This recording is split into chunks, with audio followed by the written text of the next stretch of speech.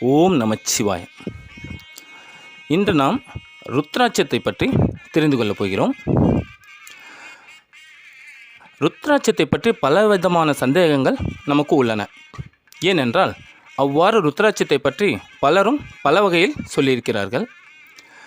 ருத்ராட்சத்தை அணிந்து கொண்டால் சாமியாராக போய்விடுவார்கள், இல்லற வாழ்க்கையில் இருப்பவர்கள் அணியக்கூடாது, பெண்கள் ஒருபோதும் அணியக்கூடாது, முனிவர்களும் துறவிகளும் மட்டுமே அணிய வேண்டும், இல்லற வாழ்க்கையில் இருப்பவர்கள் அணிந்தால் பல கேடுகள் விளையும் என்றும் நம்மை பயமுறுத்தி வைத்துள்ளனர்.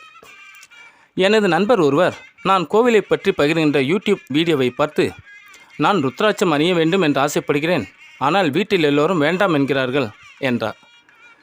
பிறகுதான் இதை பற்றி எனது குருவிடன் ஆலோசித்து இந்த வீடியோவை பகிர்கிறேன். ருத்ராட்சத்தை அணிந்து கொண்டு ஒருவர் எந்தவிதமான மந்திரத்தை சொன்னாலும் அது 1 கோடி முறை உச்சரித்த பலனை தரும். ருத்ராட்சம் அணிந்து கொண்டு மிருத்யுஞ்சய மந்திரத்தை உச்சரிப்பவன் எல்லாவித நோய்களிலிருந்தும் விடுபடுகிறான். அவனை அகால மரணமோ துர்மரணமோ நெருங்குவதில்லை.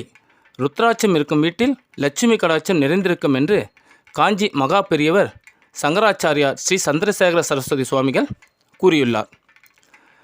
ருத்ராட்சம் சிவபெருமானின் கண்களிலிருந்து தோன்றியது. அதை அணிந்தவரை சிவபெருமான் கண் போல் காப்பாற்றுவார். எனவே அனைவரும் ருத்ராட்சம் அணிய வேண்டும். விலை அதிகமுள்ள அபூர்வ வகை ருத்ராட்சத்தை தான் அணிய வேண்டும் என்றில்லை. விலை மலிவாக கிடைக்கும் 5 முக ருத்ராட்சமே போதுமானது. ஏனென்றால் சிவபெருமானின் திருமுகம் 5: ஈசானம், தத்புருஷம், அகோரம், வாமதேவம், சம்யோஜாதம். நமச்சிவாய மந்திரம் 5: ந ம சி வா ய. பஞ்சபூதங்கள் 5: நிலம், நீர், நெருப்பு, காற்று, ஆகாயம்.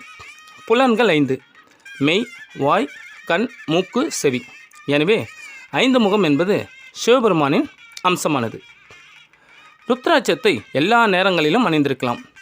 சிலருக்கு சில நேரங்களில் அணிவது மனதுக்கு நெருடலாக இருந்தாலும் அப்போது அதை கயிற்று வைத்துவிட்டு மறுநாள் காலையில் குளித்துவிட்டு அணிந்து கொள்ளலாம். அனைவரின் கூற்றுப்படி ருத்ராட்சம் புனிதமானது, தூய்மையானது, சக்தி வாய்ந்தது. அதில் எந்த சந்தேகமும் இல்லை. அதில் எப்போதும் நேர்மறை அதிர்வுகள் உருவாகி கொண்டே இருக்கும். இதனால்தான் துளசியிலோ அல்லது ஸ்படிகத்திலோ இல்லாதவாறு இயற்கையிலேயே ருத்ராட்சத்தின் நடுவில் தொலையிட்டு அனைத்து மக்களும் அணிந்து பயன்பெற வேண்டும் என்று சிவபெருமான் நமக்கு அருள் இருக்கிறார். நம் உடலில் ஏற்படும் மாற்றங்கள் அனைத்தும் இயற்கையானவை. இவை அனைத்தும் இறைவனால் உண்டாக்கப்பட்டது. அதை தடுக்கவோ மாற்றவோ நம்மால் முடியாது. இறைவன் விதித்த கட்டளைப்படி நடக்கும் எல்லா விஷயங்களிலும் நாம் ருத்ராட்சம் அணியலாம் என நம் குருமார்கள் கூறுகின்றனர். அதாவது பெண்ணின் தீட்டுக்காலம் எனப்படும் மாதவிலக்கு, நம் முன்னோர்களுக்கு திதி கொடுக்கும் போதும், கணவன் மனைவி தாம்பத்தியத்தின் போதும் அணியலாம். அந்த நேரங்களில் அணிய விருப்பமில்லாதவர்கள் கலற்றி வைத்துவிட்டு மறுநாள் அணியலாம், அவரவர்கள் மனதை பொறுத்து. குளிக்கும்போது ருத்ராட்சம் அணிவதால் நீர் ருத்ராட்சத்தில் பட்டு நம் உடல் முழுவதும் பரவுவதால் கங்கையில் குளித்த புண்ணியம் கிடைக்கும் என்று புராணங்கள் கூறுகின்றன. பித்திருக்கடன் செலுத்தும் போது ருத்ராட்சம் அணிந்து கொள்ளலாம். இதனால் பாவமோ தோஷமே இல்லை. இதனால் நம் முன்னோர்களின் ஆத்மாக்கள் மகிழும். அருணாச்சல புராணம் பாடல் 330 கொந்தலகம் சரைப்பிடித்து விரித்து பொன்தோல் குலைக்கழுத்தில் கண்டிகையின் குப்பை பூட்டி என்று ஆதிபராசக்தியை விவரிக்கின்றது. அதாவது முன்ஜென்ம பழிப்பாவம் முதலியவற்றை தீர்த்து கட்டுகின்ற திருநீற்றையும் ருத்ராட்சத்தையும் அகிலேண்டேஸ்வரியே அணிந்திருந்தாலாம். முன்ஜென்ம பாவங்களில்தான் நமக்கு பல துன்பங்கள் நிகழ்கின்றன. சிவபெருமானின் அம்சமான ருத்ராட்சத்தை அணிந்தால் முன்ஜென்ம பாவங்கள் படிப்படியாக குறைந்து கஷ்டங்கள் நீங்கி லட்சுமி கடாட்சம் கிடைக்கும். ருத்ராட்சம் அணிவதால் இதய நோய், இரத்த அழுத்தம், சர்க்கரை நோய், புற்றுநோய் ஆகியவற்றின் தீவிரம் குறைவதாக அறிவியல் ஆய்வுகள் கூறுகின்றன. சிலர் நான் இறைச்சி சாப்பிடுவேன், மது அருந்துவேன், புகைப்பிடிப்பேன், அதனால் தான் ருத்ராட்சம் அணிவதில்லை என்கின்றனர். அவர்களுக்கே அப்பழக்கத்திலிருந்து விடுபட வேண்டும் என்ற இருந்தாலும் முடியவில்லை. அவ்வாறு உள்ளவர்கள் 27, 54, 108 என்ற எண்ணிக்கையில் ருத்ராட்ச மாலைகள் கிடைக்கின்றன. அவற்றை அணிந்து கொண்டு நீங்கள் கெட்ட பழக்கத்தில் இருக்கும் நேரத்தை தவிர்த்து மற்ற நேரங்களில் அணிந்து கொள்ளலாம். நீங்கள் தானாகவே படிப்படியாக அப்பழக்கத்திலிருந்து முற்றிலுமாக விடுபடுவீர்கள். இதை அணிந்து கொண்டு தியானம் செய்தால் மனம் ஒருநிலைப்படும். மற்ற நேரங்களில் எதிர்மறை எண்ணங்கள் வராமல் இருக்க ஒரு அரண் போல் நம்மை காக்கும். ருத்ராட்சத்தின் குறுக்கே அழுத்தமான கோடுகளை காணலாம். 2 கோடுகளுக்கு நடுவில் இருப்பது முகம் என்று சொல்வார்கள். எத்தனை கோடுகள் உள்ளதோ அத்தனை முகம் என்று பெயர். 5 கோடுகள் இருந்தால் 5 முகம் என்றும் 6 கோடுகள் இருந்தால் 6 முகம் என்றும் நாமே கணக்கிட்டுக் கொள்ளலாம். இதற்கு பயிற்சியோ அனுபவமோ தேவையில்லை.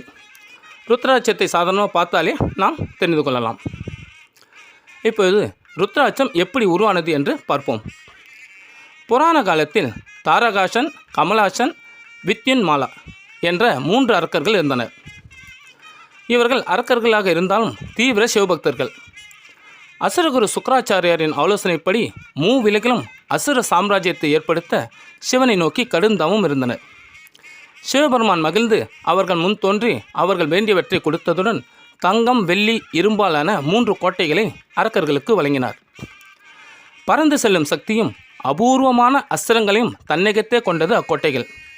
அதன் துணையால் 3 உலகங்களையும் கைப்பற்றினர். தேவர்களின் திவ்ய அஸ்திரங்கள் அவர்கள் முன் எடுபடாமல் போனது. தேவர்கள் சிறைப்பிடிக்கப்பட்டு அரக்கர்களால் சித்திரவதை செய்யப்பட்டனர். இதனால் தேவர்கள் சிவபெருமானுடன் தங்களை காக்குமாறு வேண்டினர். சிவபெருமானும் தேவர்களின் வேண்டுதலுக்கு இணங்கி தனது நெற்றிக்கண்ணால் அரக்கர்களை கோட்டைகளோடு செரித்து எரித்தார். அரக்கர்களாக இருந்தாலும் அந்த மூவரும் உண்மையான சிவபக்தர்கள். இதனால் சிவபெருமானின் மனமிலகி அவரது கண்களிலிருந்து கண்ணீர் முத்து முத்தாக உதிர்ந்தது. அவ்விதம் உதிர்ந்த கண்ணீரே விருட்சமாக வளர்ந்து ருத்ராட்சம் விதை வந்தது. இது நேபாளம், பர்மா, தாய்லாந்து, இந்தோனேஷியா, இந்தியா ஆகிய நாடுகளில் காணப்படுகின்றது. இதற்கு தனிப்பட்ட அதிர்வு உள்ளது. அளவு பெரியதாக உள்ள ருத்ராட்சத்தை காட்டிலும் அளவு சிறியதாக உள்ள ருத்ராட்சத்தில் அதிர்வு கூடுதலாக உள்ளது. இதை தங்கம் மற்றும் வெள்ளியால் சேர்த்து அணிந்தாலும் சாதாரண கயிறில் கோர்த்து அணிந்தாலே மிகுந்த பலன் கிடைக்கும். மொத்தம் 38 வகையான ருத்ராட்சங்கள் இருப்பதாக கூறப்படுகின்றது. ஈசனின் வலது கண்ணிலிருந்து 12 ருத்ராட்சமும், இடது கண்ணிலிருந்து 16 ருத்ராட்சமும், நெற்றிக் கண்ணிலிருந்து 10 ருத்ராட்சமும் வந்ததாக கூறுகிறார்கள். சாதாரணமாக தலையைச் சுற்றி 36 ருத்ராட்சமும், கைகளில் 16 ருத்ராட்சமும், கழுத்தில் 32 ருத்ராட்சமும், ஜபமாலையாக 27, 54, 108 என்ற எண்ணிக்கையில் அணிந்து கொண்டால் அதன் முழு பலனும் நமக்கு கிட்டும்.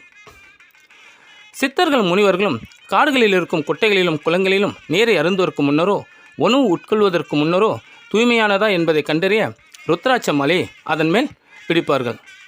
கடிகார முள் போல் வலதுபுறம் சுற்றினால் அது நல்ல சுத்தமான நீர், இடதுபுறம் சுற்றினால் அது நச்சுத்தன்மை வீடு. இதை நானும் செய்து பார்த்தேன். சாப்பாட்டிலும் நல்ல நீரிலும் வலதுபுறம் சுற்றியது, சோப்பு கலந்த நீரில் இடதுபுறம் சுற்றியது. ருத்ராட்சத்தின் சக்தியை கண்டு நானே ஆச்சரியப்பட்டேன். இப்போது ருத்ராட்சத்தின் முகங்களும் அதன் பலன்களையும் காணலாம். ஒரு முகம், இது சிவனின் அம்சமாக பார்க்கப்படுகிறது. இதை அடைவது மிகவும் கடினம். இது சூரியனுக்குரியது. இதை அணிந்தால் சிவத்தத்துவம் எங்கும் பரவியுள்ளதை உணர முடியும். 2 முகம், இது சிவனும் சக்தியும் கூடிய அர்த்த நாரீஸ்வரரின் அம்சமாகும். இதுவும் கிடைப்பது கடினம். இது சந்திரனுக்குரியது. இதை அணிந்தால் செல்வம், மகிழ்ச்சி, மன அமைதி கிட்டும். 3 முகம், இது சோம, சூரிய, அக்னி என்னும் சிவனின் முக்கண் வடிவமாகும். இதுவும் கிடைப்பது அரிது. இது செவ்வாய்க்குரியது. இதை அணிந்தால் ஆன்மீகத்தில் உயர்ந்த நிலையை அடைய முடியும். 4 முகம், இது பிரம்மாவின் அம்சமாகும். இது புதனுக்குரியது. இதை அணிந்தால் கல்வி, ஞானம், கலைத்திறன் வளர்ச்சி பெறும். 5 முகம், இது சிவபெருமானுக்குரியது. இது சாதாரணமாக விலை மலிவாக எங்கும் கிடைக்கும். இது காலக்ன ருத்ர ஸ்வரூபம் உடையது. இது வியாழனைக்குரியது. இது சிவபெருமானின் 5 முகங்களின் அம்சமாக உடையது. இதை அணிந்தால் சிவ கடாட்சம் கிடைக்கும். 6 முகம், இது முருகப்பெருமானின் அம்சமாகும். இது வெள்ளிக்குரியது. இதை அணிந்தால் புகழ் கிடைக்கும், புத்தி தெளிவு பெறும். இதை குழந்தைகளுக்கு அணிவிப்பது மிகவும் நல்லது. 7 முகம், இது ஆதிசேஷனின் அம்சமானது. சனி பகவானுக்குரியது. யோக சக்திகள் கைகூடும், லட்சுமி கடாட்சம் பெருகும். 8 முகம், இது விநாயகப் பெருமானின் அம்சமானது. இது ராகுவுக்குரியது.